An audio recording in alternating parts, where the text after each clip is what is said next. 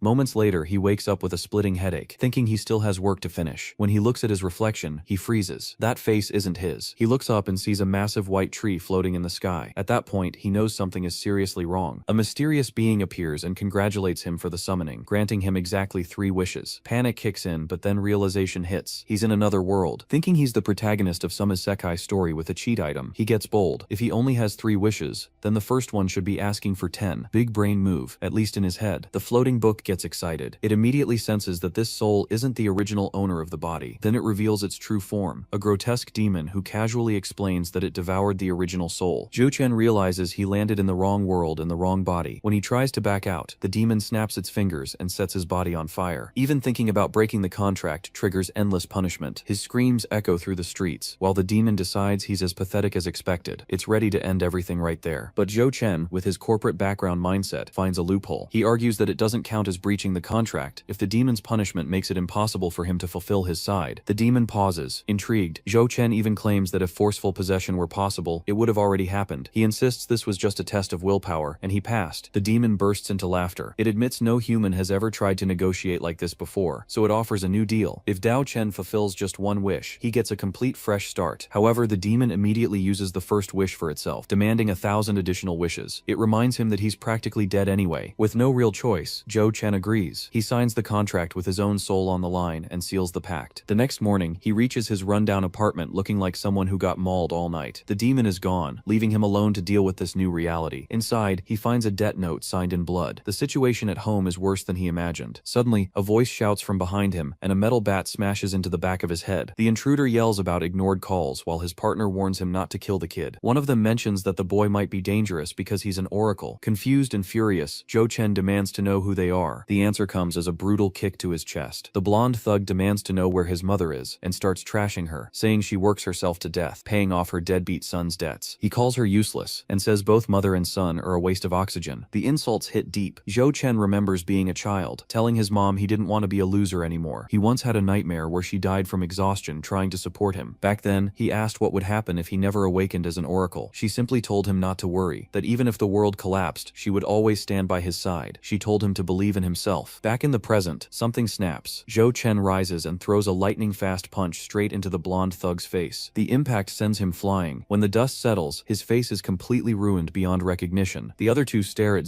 Chen, sensing the sudden shift in his aura. It's like he just had a breakthrough in real time. With the coldest look yet, he tells them to shut their filthy mouths. Still, the thugs decide it's time to teach the E-rank brat a lesson. If they have to break a leg or two to put him in his place, so be it. Zhou Chen quickly realizes they're talking about his power level, and figures they're probably ranked higher anyway. One of them swings a metal pipe straight down at his head, but to him it moves in slow motion. He casually steps aside and reappears behind the big gorilla-looking thug, landing a clean knee to the guy's face and sending him flying across the room like he weighs nothing. The second thug rushes in from behind, thinking there's no way an E-rank should be that agile. He aims straight for Zhou Chen's ribs, confident the kid can't see him coming. In the next second, a savage roundhouse kick caves in his ribcage instead, and he gets launched away like last night's trash, completely unable to process what just happened. Terrified, the thug starts begging for mercy, swearing they only came on Lin Yu's orders to collect the loan money. Hearing that, Zhou Chen calmly tells them to inform their boss that the money will come in due time, so he better chill and stay out of his life. The two goons shudder at his cold tone, and rush out the front door without daring to look back. Once it's quiet, Zhou Chen asks if the demon is still there. Goldfinger is genuinely surprised the amateur managed to sense his presence, but Zhou Chen explains he felt the power surging through his body. The demon tells him to be grateful for the help, and Zhou Chen, excited, starts calling him boss, and says that with that kind of power, he doesn't have to fear anyone. That instantly irritates Goldfinger, who reminds him that a mere mortal shouldn't casually think about wielding power that could erase him if he exceeds the limit. Zhou Chen asks how the boss expects to grant wishes if he's too weak to handle the strength, and the demon replies that he'll grow stronger through rewards, but for now he must forget about using that power recklessly. Disappointed but listening, Zhou Chen holds back, while Goldfinger secretly finds it insane how naturally he handled the power earlier. It even makes him wonder if Zhou Chen might somehow be connected to a fated partner from long ago, though he keeps that thought to himself. When Zhou Chen asks about his second wish and what he should do next, the demon casually tells him to forget about it for now and just live however he wants. That doesn't help much, and Zhou Chen sighs, realizing he knows almost nothing about this new world and that this body might not be as reliable as he hoped. He grabs one of the thug's phones to try to understand what kind of life he had gotten himself into, and immediately notices there are no calls or messages from his family. But when he opens a text from his sister, he freezes because she had begged him to come quickly, since their mother had fallen into a coma drama. At the hospital, Zhou Chen throws the door open in suspense and sees a girl who must be his sister hunched over in front of their mother's bed. The atmosphere is painfully tense, which makes sense since he ignored her before, and when he looks at the woman lying there, her condition is far worse than the warm image he had in memory. With guilt on his face, he apologizes for being late and asks how their mother is doing, but his sister smiles in pure anger and mocks him, listing all the lame excuses he used in the past about training and summoning demons. She suddenly explodes, saying their mom collapsed from exhaustion, trying to pay off his debts, and nearly died because there wasn't enough money left for hospital bills. After venting everything she held inside, she hands him a card covering 6 months of his expenses and calmly says she'll take care of their mother alone from now on. When he asks what that means, she tells him without hesitation that he's dead to her, and that sentence hits harder than any punch he took earlier. Outside the hospital, Goldfinger senses his dark emotions and asks why a human girl's words hurt him so much. The demon reminds him he wasn't the one who caused this, but Zhou Chen remembers his own pathetic past and how he once made similar mistakes, which makes the boss laugh and tell him not to let emotions delay their plan. When Zhou Chen asks if getting stronger will solve everything, Goldfinger confirms that once he proves he has what it takes, all obstacles will disappear. That's enough motivation, and he fully commits to starting his training arc without hesitation. Meanwhile, at a nightclub, Lin Yu orders his secretary to get their team moving faster because customers won't wait forever. The secretary reports that a student beat up 3 of their men, and Lin Yu immediately remembers his subordinates tried to collect before the deadline and damaged his reputation. The real problem, however, is that the student defeated guys ranked higher than him, which shouldn't be possible no matter how skilled someone is. Lin Yu grabs the report with Zhou Chen's profile and concludes the boy is hiding far more strength than he lets on, so he orders his secretary to keep close tabs on him. Back outside, Zhou Chen goes for a morning jog, and a friendly neighbor offers him a good deal on supplements, but he says he'll come back later. Seeing how energetic he looks, the old man jokes that maybe he got a girlfriend, not knowing Zhou Chen has just been adjusting to his body and grinding non-stop to get stronger. While researching, he learns that people with abilities are called oracles, and that Zhou Chen sank into massive debt because strength-enhancing supplements cost a fortune. Even so, after just a few days of brutal training and some drugs, he's already getting noticeably stronger and isn't sure where his limit even is. Right as he's thinking about that, his phone rings, and when he answers, an angry voice yells that he completely forgot to return, like their teacher instructed. Hearing that, Zhou Chen suddenly remembers he ghosted them without a word. The next day at school, Zhou Chen learns how the ranking system actually works. There are 6 ranks from A down to E, and you have to max out your current rank before even thinking about moving up, which takes insane effort. Because the gap between ranks is monstrous, society is split into 5 layers, with E ranks and regular nobodies stuck in the outer zones, while D rank and above live in the inner layers like VIPs. Realizing he's basically bottom-tier trash in this system, Zhou Chen decides he needs to climb fast and break into the middle layers as soon as possible. Right as he's thinking that, some Neanderthal flicks a booger at the back of his head and laughs in his face. The guy's buddy jokes that even though they're level 1 oracles like him, they could still beat him up because he looks that weak. Annoyed that monkeys like this still exist, Zhou Chen is about to respond when the teacher walks in and class starts. Later outside, while stretching, he actually thinks school life isn't going too badly. That piece lasts about 5 seconds before someone calls him out from behind. A few minutes later, Booger Guy is shocked to see Zhou Chen squaring up against the strongest guy in class. His friend isn't surprised at all, since he's used to seeing Zhou Chen get into fights. The bully smirks and says he's gotten too cocky just because he scores well on written exams, reminding him that an oracle's true value comes from strength, and his level 1 power is garbage. Without missing a beat, Zhou Chen points out that the bully is also level 1 trash. That instantly sets him off, and he throws a violent hook. Zhou Chen catches the fist with one hand, twists the wrist with the other, and calmly asks if he's done yapping. The bully can't believe he's being overpowered, and even wonders if Zhou Chen somehow got taller. Zhou Chen throws the guy's own words back at him, saying strength is everything, then politely asks for permission to smash his face in. The bully starts sweating, fully expecting to get wrecked. Right then, Coach Thian Zai shows up, furious, demanding to know if Zhou Chen plans to cause trouble the moment he comes back. Putting on the most innocent face possible, Zhou Chen claims they were just playing around. The bully jerks his hand free, and with things cooling down, the coach gives a final warning and orders everyone to line up for testing. Soon, the students gather around the pull-up bar while Thian Zi starts hyping them up about the upcoming inter-school tournament. He promises that strong results will bring glory and open doors to elite academies, then shamelessly plugs his miracle supplements like a full-time salesman. The bully steps up first and cranks out 50 pull-ups in one go. Zhou Chen watches, unimpressed, muttering that this feels more like a TikTok challenge than a real test. Right then, the class representative approaches him, asking if he's okay, since he ignored her messages for days. She awkwardly claims she was just curious, but Zhou Chen reassures her nothing happened. Changing the topic, she asks why he refuses to buy the teacher's supplements. He bluntly answers that he's broke. She tries to warn him about the consequences, but her name gets called before she can finish. She manages only 25 pull-ups before dropping, yet Coach Thian Zi, remembering she bought 2 bottles, magically bumps her score to 30. 35. That's when it clicks for Zhou Chen. The overpriced junk isn't about strength, it's about survival. If you don't buy, you risk getting pushed out. Finally, Zhou Chen steps up to the bar. The coach narrows his eyes, fully aware he never bought a single bottle. A twisted smile creeps across his face as he decides to make an example out of him. As Zhou Chen grips the bar, he immediately feels something off. His body becomes heavier, and he realizes the crystals embedded in the wrist guards are secretly adding weight. Even so, he refuses to give in, figuring there must be a limit to how much they can handle. He starts pumping out reps smoothly. The class stares in disbelief as the so-called weakling surpasses everyone with ease. When he blasts past 100 pull-ups, the students lose their minds, shouting that he must be at least second tier. After he drops from the bar, a crowd surrounds him, firing off endless questions. Meanwhile, Coach Tianzi stands frozen, wondering if the boy secretly used enhancers. Fear creeps in as he realizes students might not need his shady supplements anymore. A devilish smile slowly spreads across his face as he starts cooking up a nasty plan. Elsewhere, the principal is yelling into the phone about second-tier events being cancelled. He argues the school is underfunded and barely survives with third-tier students. The voice on the other end bluntly explains that funding is reserved for elite oracles, which is why top schools get all the money. Slamming the phone down, the principal facepalms in frustration. Knowing they don't have the resources to produce even one elite oracle, his gaze drifts to a black crystal locked inside a glass case, as he desperately thinks of a way to keep the school afloat. His thoughts are interrupted when Coach Tianzi calls from outside. The coach walks in confidently and places a list of names on the desk, claiming these students are future elites. The principal scans it and immediately notices they're barely first tier, yet the coach is selling them like prodigies. Then Tianzi casually adds that there is one student completely unfit to become an oracle. The principal takes the bait and asks who it is. At that exact moment, the story shifts back to Zhou Chen, walking toward the principal's office with Goldfinger floating beside him. The cursed book asks what he did this time, but Zhou Chen stays silent, already sensing trouble ahead. Standing outside the office, Zhou Chen remembers all the nasty rumors about the headmaster and already feels like this meeting won't end well. He's about to grab the door handle when flames suddenly burst into existence right in front of him, catching him completely off guard and almost making him stumble back. Inside his head, Goldfinger lights up in excitement, saying the triggered wish he mentioned earlier has finally appeared, and ordering Zhou Chen to grab the object immediately. Zhou Chen complains about the horrible timing, but before he can think it through, the principal's voice cuts in from inside, telling him to stop wasting time and come in.